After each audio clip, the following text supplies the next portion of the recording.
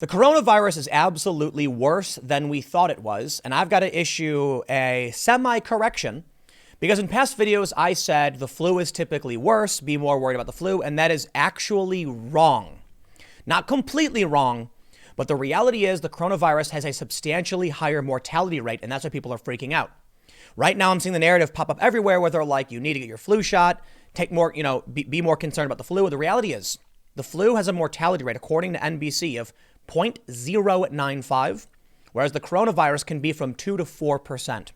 So it is much more serious than I realized. I apologize. It's much more serious than most people realized. And I think it's fair to say that China has been lying this whole time, and this could turn into something substantially more serious because the amount of people infected, it's increasing all the time. We have this story from Fox News. Experts warn about pandemic as coronavirus numbers increase. I want to come back to this. But the first thing we need to talk about is why it is serious and push back on some of the misinformation that continues to downplay the coronavirus. Again, apologizing because I did try to keep everything a little down when I first started. Now I think that was a mistake.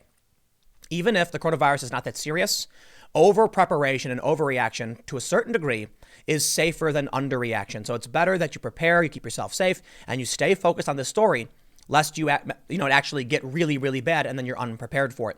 It's also better, in my opinion, that these governments and organizations are taking it more seriously, even if you don't think it's a big deal, because that can help prevent this. One of the concerns about SARS and past epidemics and pandemics is that they were downplayed, underestimated, and allowed to grow worse. Look at this story from CNBC. It says, the flu has already killed 10,000 across the U.S. as world frets over coronavirus. Interestingly, the article actually says that the mortality rate for flu is substantially lower. They do make a couple good points, though, that I do agree with. They say, one of the quotes is from a doctor saying, in the U.S., it's really a fear based on media and this being something new. Dr. Jennifer Leiter, hospital epidemiologist at NYU Langone Health, said of the new coronavirus, when in reality, people can take measures to protect themselves against the flu, which is here and prevalent and has already killed 10,000 people. However, the coronavirus outbreak, is proving to be more deadly than the flu. It has killed roughly 2% of the people who have contracted it so far, according to World Health officials. This compares with a mortality rate of 0.095% for the flu in the U.S., according to CDC estimates for the 2019-2020 flu season. The CDC estimates that 21 people will eventually get the flu this season. Just 21 people? Wow, that's not a lot. 2% case fatality is still a tough case fatality when you compare it to the case fatality for the seasonal flu or other things. Dr. Mike Ryan, executive director of the World Health Organization Health Emergencies Program, told reporters Wednesday, a relatively mild virus can cause a lot of damage if a lot of people get it, he added. And this is the issue at the moment. We don't fully understand it. Now I'm going to stop you there. Based on current reporting, the mortality rate is around 2%. The flu, 0.095, meaning it's not even 10. What is it? The percentage is microscopic relative to the actual mortality rate for the coronavirus. I think it's fair to say the coronavirus is scarier as more and more people are contracting it, and it's going up to the tens of thousands. It's true that the flu tends to get a lot of people sick every year, but only 0.095% last season actually, or so far this season, I believe, actually died from it. Now, here's the most important part we got to move on from. Okay, I want to come back to the experts' worry, but I want to show you the severity first. Take a look at this story. Police barricade screaming woman into her home with iron bars in Wuhan to stop coronavirus spreading. It's airborne. It's a 2-week incubation period. These people who blocked her in probably got sick as well. But something tells me that China is lying. Why? Because China does lie. And we've seen people lie in the past to save face and because they don't want to take responsibility for their problems and what they cause. Let me tell you, they've quarantined several cities, several is probably not even enough. I think it might be over 10. I'm not sure. Tens of millions of people. And it seems like they're taking it substantially more seriously than they're letting out. They've started arresting whistleblowers. These are things we all know. And one whistleblower claimed there were 90,000 sick, and that was like a week ago. If it is growing and 90,000 people had it, it's way worse than anyone realizes. And when I saw this video, For those that are listening, I'll describe it. You can see doors with Chinese writing. There's a bunch of men wearing masks, and they are jamming iron bars, what looks like some kind of door stopper, to prevent the door from opening. Let's read the story. They say, Chinese police used huge iron bars to barricade a screaming woman inside her home in a bid to stop the spread of the deadly coronavirus that has already killed at least 360 people. Authorities in Nantong, Jiangsu province were filmed locking the woman in her apartment and stopping the family from leaving. Police even put up a sign warning neighbors to stay away and not to have contact with the people who lived inside because they had recently returned from the outbreak's epicenter of Wuhan. These people might not even be sick. They don't know. That's how much they're panicking. Look, I get it. It is a higher mortality than the flu. It is airborne and contagious. So yes, people are worried. I think it's worse than that. I think if they're downplaying the numbers, the mortality rate could actually be a lot higher. But does it matter? 2%. That's high. They say in a video posted on social media, a woman could be heard screaming as uniformed officers locked her inside. Around 7 officers barricaded the family inside, with one telling them don't come out as the bars were put in place across the front door. A sign was then stuck next to the door after it was sealed off, reading, "This family came back from Wuhan, stay away, no contact." Some officers used their mobile phones to film the final stages of the bars being put in place. Online videos from other areas around China showed similar scenes in which authorities locked potentially infected families into their homes. One video reportedly taken in the capital, Beijing, showed wooden planks being nailed across an apartment door. Feng Sua Zhao, a Chinese human rights activist, said he had seen videos in at least 4 different areas across the country, all showing people being locked inside. So let me lay it out for you. We know China is an authoritarian dictatorship for the most part. There's no free speech. They've got concentration camps. They're deploying massive drones to spray the cities down with what they say is disinfectant. They're now locking people in their homes. They're imprisoning people in small quarantines out of they don't even know if they're infected, just a fear of it. We're not reacting that way. Now, why is that? Is it because we know something they don't? Because we're underestimating the virus? Because we're not authoritarians? Maybe it's not a big deal. Or maybe it's because China knows something that we don't. The outbreak started in their country. Maybe they know something we don't. I honestly have no idea. I do think a good contender for why they're locking people in their homes is because, well, China's authoritarian. They lock up people. They've been arresting whistleblowers. Yeah, we get it. So they're not going to take any chances. They will sacrifice the individual for the collective. America doesn't do that. Perhaps it's not that big of a deal. The people who have lost their lives so far have been older, and it's typically those under 15 or over 55 who have the most to worry about. But I do think it's a bit absurd that we constantly hear this narrative that the flu is so much worse. The flu already killed 10,000 across the U.S. It's true. And you need to take precautions over the flu. They say the flu season alone has sickened at least 19 million across the U.S. and led to 10,000 deaths and 180,000 hospitalizations. Roughly a dozen cases of the deadly coronavirus have been identified in the U.S., though the number has mushroomed across its outbreak zone in China. If coronavirus breaks out in the U.S., the mortality rate is substantially higher, like 20 times higher. That is really, really bad. Take it seriously. But let's see what the experts are warning about over at Fox News. They say, experts believe the highly transmissible coronavirus will become a pandemic as infected numbers continue to increase in China and countries around the world, according to a startling report. A pandemic is described as a disease that spreads across a large region, across continents, and even the entire globe. The coronavirus is reportedly spreading at a similar pace to influenza compared to the slow-moving SARS and MERS, according to the New York Times. And there is the final nail. Please take this seriously. The mortality rate is substantially higher, and it's spreading as fast as the flu. It is worse than all of us thought. I apologize. I act off of information I knew at the time, but it is getting worse. And if we're now hearing that it's getting worse, there is a potential it could be worse than it is today. Is it the end of the world? No, of course not. Are you going to be fine? Yes, in almost all likelihood. Should you panic? Absolutely not. For the most part, just like the flu, many of us will not even know someone who contracted it. But the mortality rate is substantially higher, and it is moving as fast. So they say. They go on to say it is very, very transmissible, and it almost certainly is going to be a pandemic. Dr. Anthony S. Fauci, director of the National Institute of Allergy and Infectious Disease, told the paper. There are now 11 confirmed cases in the US. I believe it's fair to say within about 2 weeks' time, that number will be substantially higher because of the incubation period. This is what we worry about. When this first broke, and I talked about this and people were getting worried, I said we should be concerned if it's airborne and if it has a long incubation period. It has both. It has a higher mortality rate than the flu. It travels as fast as the flu. Take it seriously. As of Monday morning, there are 6 in California, 1 in Arizona, 1 in Washington State, 1 in Massachusetts, and 2 in Illinois. No deaths have been reported in the US, and 99% of cases still remain in China.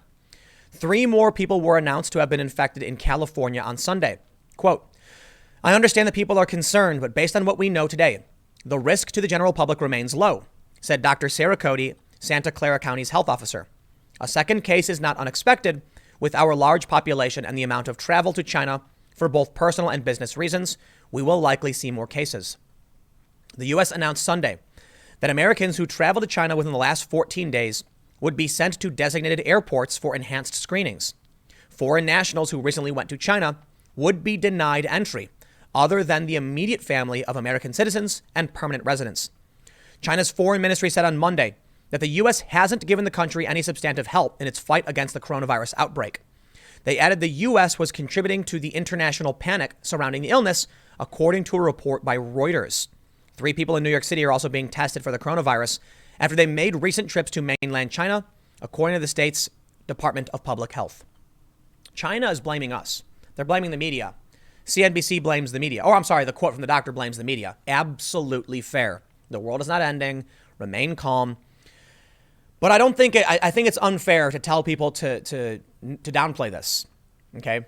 If we're seeing Chinese react this way, barricading people in their homes and then telling us we're the ones overreacting, dude, I think if anyone's overreacting, it's you. When you're locking suspected cases, not even suspected cases, people who travel to the city, so you lock them in their house with iron bars. You want to talk about overreaction. Now, if you think that's not an overreaction, it must truly be worse than you're letting on. So I don't know what to tell you, man. I have a serious concern, and I've talked about this, the media trying to drum up panic because they always want to do this, but you can't have an optimism bias. Don't panic. Remain calm. Go to the store, grab some water, chill out. It'll probably be fine. It's going to be like a substantially worse flu. Not the end of the world. Don't panic. And don't underestimate it. I think there's a concern that, China, when they're claiming we're overreacting, it's simply because they're trying to save face. Experts, look, if you've got a doctor saying the media is overplaying it, take it seriously. If you got other doctors saying this is going to be a pandemic, take it seriously. It doesn't matter who's right. Err on the side of caution. They say, quote, we're continuing to work closely with our partners at the CDC, state and federal government, as the coronavirus situation evolves, said Health Commissioner Dr. Oxiris Barbet. If you have traveled to the area affected by the outbreak in the last 14 days and feel unwell, call your doctor or visit a clinic and you will be cared for. Test results conducted by the CDC will take roughly 36 to 48 hours to determine if the 3 people in New York City were infected with the virus. Weeks after China announced the outbreak of the coronavirus, the international community has increased measures to prevent a widespread epidemic. The World Health Organization declared the outbreak a global emergency as it spreads to countries outside of China and the number of infected patients continues to grow.